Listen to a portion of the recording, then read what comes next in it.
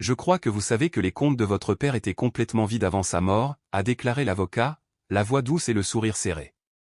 La famille le regardait avec incrédulité. Vide?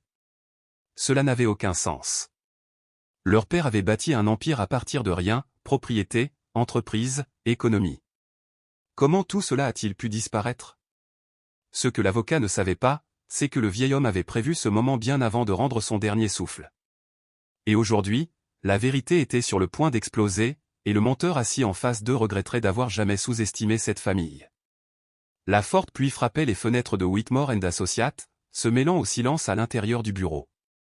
La pièce sentait le vieux bois, l'eau de Cologne chère et autre chose, quelque chose de pourri, caché juste sous la surface. Assis avec raideur sur un côté du bureau en acajou se trouvaient les frères et sœurs Harper. Marcus Harper, le plus âgé, dans la trentaine, stoïque et bâti comme un roc. Daniel Harper, l'enfant du milieu, à la fin de la vingtaine, vive et protectrice, les yeux remplis de scepticisme. Et Isaiah Harper, le plus jeune, âgé de seulement 12 ans, calme mais alerte, ses petits doigts serrant une enveloppe marron usée enfoncée au fond de la poche de son sweat à capuche. En face d'eux était assis Monsieur William Whitmore, l'avocat de longue date de leur défunt père.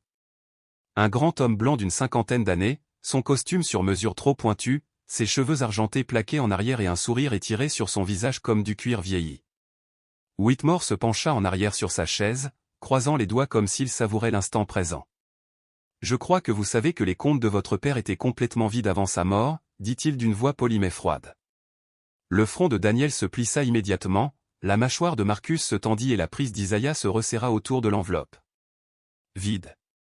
Leur père, Richard Harper, un homme qui avait passé 40 ans à bâtir sa richesse, à posséder des propriétés locatives, plusieurs entreprises prospères et des terres agricoles, se retrouvait soudainement sans le sou.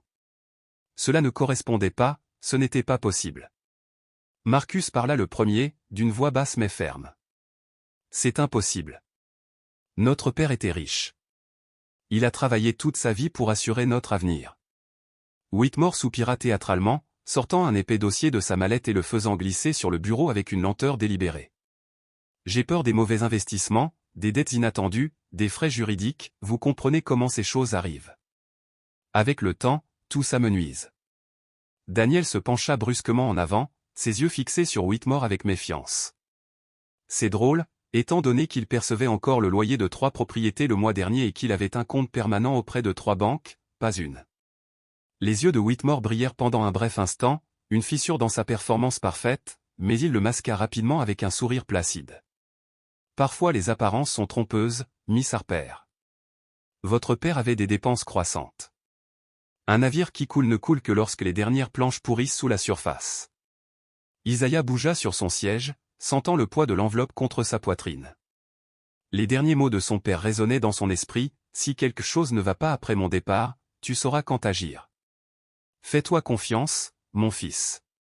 Marcus ouvrit le dossier, feuilletant page après page un jargon juridique confus de prétendues feuilles de dette et avis, tous imprimés proprement, presque trop proprement. Et qu'en est-il du testament? Demanda Marcus, sa voix s'élevant légèrement. Où est le véritable testament? Celui qu'il avait notarié l'année dernière? Whitmore haussa les épaules avec une fausse tristesse. Ah, le testament. Malheureusement, sans avoir, cela ne sert à rien. L'original a été égaré. La pièce devint lourde, comme si tout l'oxygène avait été aspiré. Isaiah leva les yeux, croisant les yeux de Marcus. Un échange silencieux eut lieu entre eux. Marcus referma brusquement le dossier, le son étant aigu dans la pièce tendue. Vous voulez nous faire croire qu'un homme qui possédait 3 complexes d'appartements, 2 fermes et une chaîne de magasins d'automobiles n'avait soudainement plus rien. Marcus grogna en se penchant. Whitmore ne broncha pas, mais son sourire se resserra. La propriété peut être trompeuse, dit-il doucement. Beaucoup de ces entreprises étaient lourdement hypothéquées. Et j'ai bien peur que les dépenses de santé, les procès, les pénalités de votre père, eh bien, ils évidaient tout ce qui restait. Daniel se pencha en avant, sa voix froide comme la glace. Montrez-nous les documents, les hypothèques, les procès, les pénalités. Tout de suite.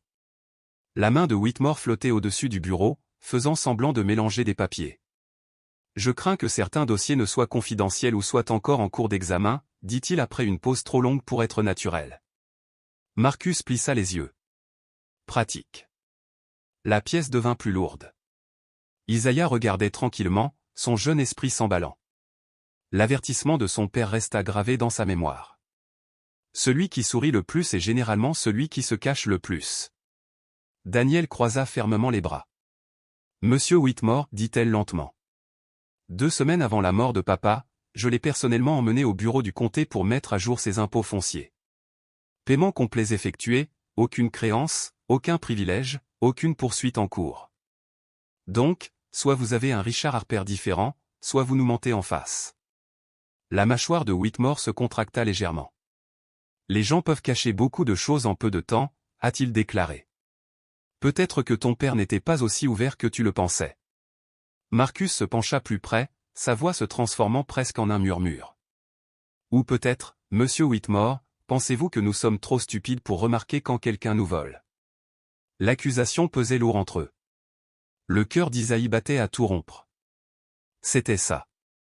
Le moment auquel son père l'avait préparé. Il fouilla à l'intérieur de son sweat à capuche, ses doigts effleurant le bord de l'enveloppe. Pas encore, pensa-t-il. Encore une poussée. Un mensonge de plus pour sceller le sort de Whitmore. Daniel a tiré le dernier coup. Dernière question, monsieur Whitmore, dit-elle d'une voix ferme mais mortelle. S'il ne reste plus rien, pourquoi êtes-vous si pressé de nous faire signer les papiers de règlement? Le sourire de Whitmore s'effaça visiblement cette fois. Pour la première fois, le masque poli craquait. Pour la première fois, la peur apparut derrière ses yeux bleu pâle. Et dans ce silence, Isaiah savait qu'il était temps. L'air dans le bureau de monsieur Whitmore était devenu glacial. Marcus et Daniel échangèrent des regards silencieux, tous deux le sentant maintenant. Ce n'était pas de l'incompétence. C'était un coup monté. Whitmore se força à tousser, puis mélangea à nouveau les papiers, désespéré de reprendre le contrôle de la conversation. Peut-être devrions-nous nous réunir à nouveau un autre jour, proposa-t-il en sortant une nouvelle série de documents. Mais Isaiah n'y prêtait plus attention. Pendant que les adultes discutaient, ses petits doigts retirèrent soigneusement l'enveloppe marron usée de son sweat à capuche. Il le regarda, le cœur battant, écrit sur le devant de l'épaisse écriture de son père, « N'ouvrez que si vous ne pouvez pas leur faire confiance. » Isaiah hésita une seconde. Puis il déchira l'enveloppe sous la table, la cachant à la vue. À l'intérieur se trouvaient 2 choses, une petite clé USB et une note manuscrite de son père, soigneusement pliée en 3. Isaiah déplia rapidement le papier, scannant l'écriture familière. La lettre disait « Fils, si tu lis ceci, cela signifie que j'ai eu raison de ne pas faire confiance à monsieur Whitmore. Tu en as la preuve maintenant. Tout ce dont tu as besoin est sur le trajet. Protège ton frère et ta sœur. Mets la vérité en lumière. Je t'aime toujours, papa. » Isaiah serra fermement le message et l'avala difficilement. Son père le savait. Il avait prédit cette trahison. Et il avait fait confiance à Isaiah, âgé de seulement 12 ans, pour le réparer. Isaiah glissa la clé USB dans sa poche, son esprit s'emballant. Il lui fallait un ordinateur. Il avait besoin de voir ce qu'il y avait dessus maintenant. De l'autre côté du bureau, Whitmore poussait d'autres papiers vers Marcus et Daniel, ses paroles coulant plus vite, presque désespérées maintenant. Juste quelques formalités, a-t-il insisté. Juste des signatures pour que tout soit officiel. Marcus frappa le bureau avec sa main, faisant trembler les dossiers. Nous ne signerons rien tant que nous n'aurons pas examiné nous-mêmes chaque document, a-t-il déclaré sèchement. Daniel se leva brusquement. Isaiah, pourquoi ne sors-tu pas un instant? Dit-elle, sa voix douce mais urgente. Isaiah hocha rapidement la tête et se précipita hors de la pièce, serrant la clé USB comme si elle était en or. Dans le couloir, il aperçut le bureau vide de la réceptionniste, un ordinateur portable ouvert et sans surveillance. Son cœur battait à ses oreilles. Il regarda autour de lui, personne ne regardait. Il s'est précipité, a sorti la clé USB de sa poche et l'a branchée sur le port USB de l'ordinateur portable. L'écran a clignoté une fois, puis un seul fichier vidéo est apparu, réunion confidentielle à Whitmore. 2 semaines avant la mort. Les mains d'Isaiah tremblèrent lorsqu'il appuya sur play. L'écran vacilla, montrant un enregistrement granuleux. Là, dans le bureau de son père, était assis monsieur Whitmore, souriant, adossé au dossier d'un fauteuil en cuir, parlant d'une voix remplie d'une vilaine certitude. Allez, Richard, dit Whitmore avec désinvolture. Vous et moi savons tous les deux que les autres ne sauront pas ce qui manque. Vous me laissez tout faire. Je m'en occuperai discrètement. Aucune question posée. Un homme comme vous ne veut pas que les mauvaises personnes obtiennent votre richesse. Et maintenant, n'est-ce pas? L'estomac d'Isaiah se tordit. La voix de son père, calme mais ferme, répondit, « Si vous pensez que je vais vous laisser voler mes enfants à cause de la couleur de leur peau, vous êtes encore plus idiot que je ne le pensais. » Whitmore rit froidement. « Tu ne seras pas là pour le voir, vieil homme. » L'écran se figea, capturant parfaitement le visage suffisant de Whitmore. Les mains d'Isaiah se serrèrent en poing. Il avait tout. Preuve de racisme, preuve de fraude, preuve de trahison. Tout allait bien ici. Et maintenant, il était temps de terminer ce que son père avait commencé. Isaiah débrancha rapidement la clé USB et la glissa au fond de sa poche. Son cœur battait à tout rompre dans sa poitrine, mais il se força à retourner vers le bureau de M. Whitmore d'un pas régulier. Pas de précipitation, pas de dévoilement. Il ouvrit doucement la porte et se laissa tomber dans son fauteuil. De l'autre côté du bureau, la bataille s'intensifiait. Marcus se tenait maintenant debout, dominant le bureau de Whitmore, le visage tendu par une rage contrôlée. Daniel se rassit sur sa chaise, les bras croisés, fixant Whitmore comme si elle pouvait voir à travers lui. Whitmore s'essuya le coin de la bouche avec un mouchoir en soie, cachant le léger tremblement de sa main. « Monsieur Whitmore, dit Marcus, sa voix dangereusement basse. Vous nous demandez de signer des documents de règlement sans nous montrer le testament original, sans aucune déclaration détaillée et sans un audit indépendant des biens de mon père. C'est une pratique courante, mentit doucement Whitmore. Plus vous tardez, plus vous accumulerez de frais. Il est préférable de clôturer la succession rapidement avant que de nouvelles dettes ne soient révélées. » Daniel se pencha, sa voix calme et coupante. « Tu veux dire avant qu'on découvre que tu mens ?» Les yeux de Whitmore clignotèrent. Il perdait prise et il le savait. Marcus laissa tomber les papiers du règlement par terre. « Vous n'obtiendrez pas de signature de notre part, grogna-t-il. Pas aujourd'hui. Pas jamais. » Isaiah bougea sur son siège, sentant la clé USB brûler dans sa poche. Il était temps. Il leva les yeux vers Daniel, attirant son attention. Un signe de tête subtil, le genre de message silencieux que seuls les frères et sœurs pouvaient comprendre. Daniel eut un petit sourire. « En fait, Monsieur Whitmore, dit-elle gentiment. Nous avons quelque chose que nous aimerions présenter avant de partir. » Whitmore haussa un sourcil. « Et qu'est-ce que ce serait » ricana-t-il. Marcus tendit la main et rapprocha l'ordinateur portable de la réceptionniste du bureau. Isaiah bougea rapidement, sortant la clé USB et la branchant sur le côté. Whitmore se raidit instantanément. Sa main se tourna vers les papiers sur le bureau, peut-être pour appeler la sécurité, peut-être pour trouver une dernière excuse. Mais la voix de Marcus le coupa brusquement. « Ne bouge pas. » Isaiah a ouvert le fichier vidéo unique sur l'écran.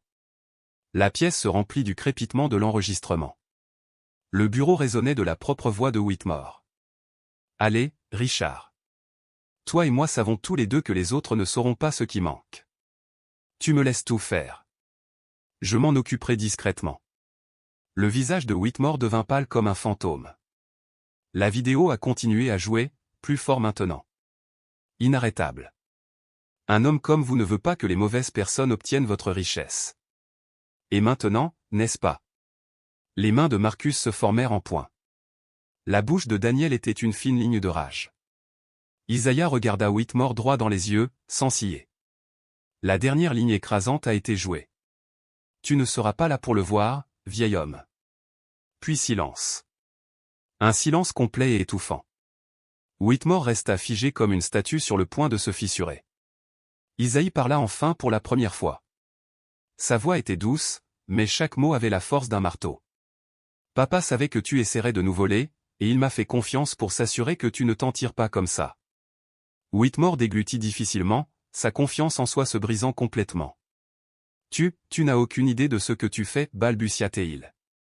Tu ne sais pas comment ça marche. » Marcus se pencha par-dessus le bureau, l'interrompant. « Oh, nous savons exactement comment ça marche maintenant. » Daniel sortit son téléphone et composait déjà le numéro. « Et la police aussi, » dit-elle froidement. La bouche de Whitmore s'ouvrit, mais aucun mot n'en sortit. Il n'avait plus rien à dire. Il avait été attrapé et déjoué par un garçon de 12 ans. La porte du bureau s'ouvrit brusquement, faisant sursauter tout le monde. Ce n'était pas la sécurité. Ce n'était pas une secrétaire.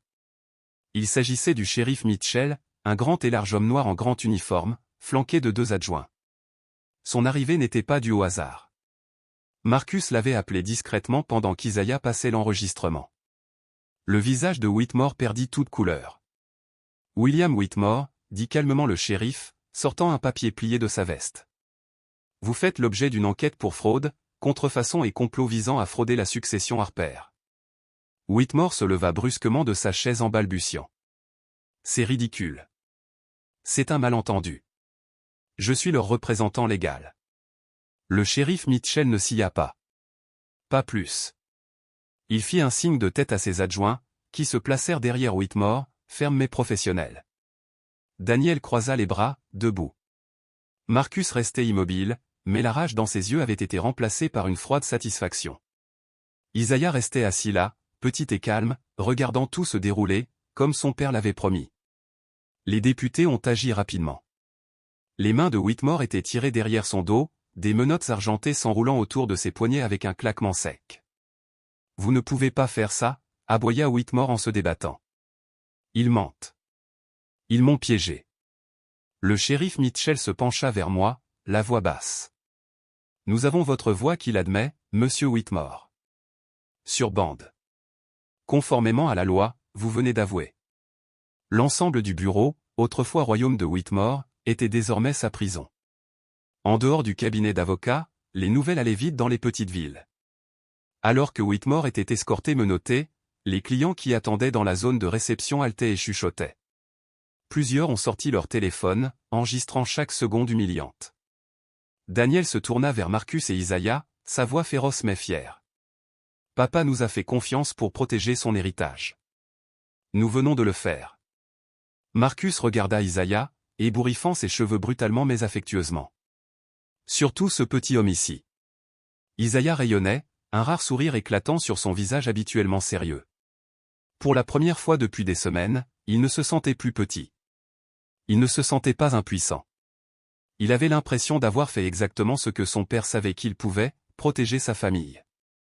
Plus tard dans la soirée, les frères et sœurs se sont assis ensemble autour de la vieille table de cuisine en bois où était autrefois assis leur père. La clé USB reposait au centre de la table comme une relique. L'héritage était en sécurité. Les entreprises, les propriétés, les comptes d'épargne, tout leur appartenait à nouveau de droit. Plus important encore, le nom de leur père et sa confiance avaient été honorés. Isaiah déplia à nouveau la lettre, passant ses doigts sur l'encre fanée. Marcus posa une main ferme sur son épaule. « Tu l'as rendu fier, Isaiah, dit-il doucement. Daniel hocha la tête. « Vous nous avez tous rendus fiers. » Par la fenêtre, la pluie s'était arrêtée. Un coucher de soleil orange vif zébrait le ciel. Un nouveau départ, une nouvelle force et la famille, même si elle était encore en train de guérir de la perte, savait qu'elle porterait l'esprit de son père avec elle dans tout ce qui allait suivre. Parfois, les plus grandes batailles ne se déroulent pas à coups de poing ou de fusil. Ils sont combattus avec vérité, loyauté et foi envers les personnes qui vous aiment le plus. Isaïe n'a pas seulement protégé l'avenir de sa famille. Il a honoré l'héritage de son père de la manière la plus puissante possible. En défendant ce qui était juste, même lorsque personne ne le croyait capable. Et rappelez-vous, aussi fort que puissent paraître les mensonges, la vérité aura toujours le dernier mot.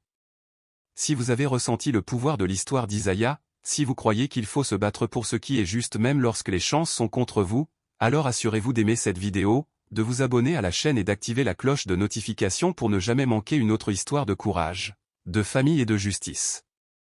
Et dites-nous dans les commentaires, avez-vous déjà dû défendre la vérité alors que personne d'autre ne le ferait? Nous voulons entendre votre histoire.